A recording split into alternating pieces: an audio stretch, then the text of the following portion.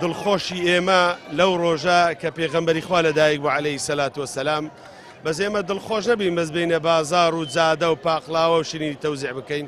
دڵخۆشی ئێمە دەبی بەوەی بی لەسەر سونەتەکانی پێغەمبەری خوا بین عەلەیهی سەلات وەسەلام، ڕەوشت و ئەخلاقەکەی پێغەمبەری خوا عەلەیهی سەلات وەسەلام لە خۆمان ڕەنگ بداتەوە. ئەوەیە گرنگدان بە مانجی مەولود و بە سونەتەکەی پێغەمبەری خوا عەلەیهی سەلات وەسەلام.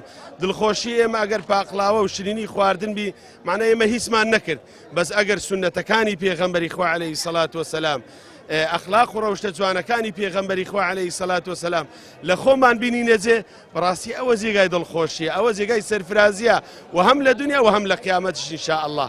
دایکبوونی پێغەمبەر صلی الله علیه وسلم پیرۆز بووی لەگەڵ مسلمانانی جیهان بە گشتی و کوردستان بە تایبەتی. یادی لە دایکبوونی پێغەمبەر صلی الله علیه وسلم ئەوڕۆ خەرکەکە هاتیە خۆشخۆی دەروڕی، بەڵام یادی دایکبوونی پێغەمبەر بریتینیە لە ڕۆژێک، بەڵکو هەموو کاتێک لە هەموو هەرسوکەوتەکانی ژیانت پێویستە پەیڕەوی ئەمرەکانی پێغەمبەر بکەین صلی الله علیه وسلم، خۆمان لادەین لە نەهیەکانی ئەوەش هەر لە ڕۆژێک نییە بگرە لە هەموو هەرسوکەوتەکانی ژیانتە و بریتینیە لە ڕۆژێک.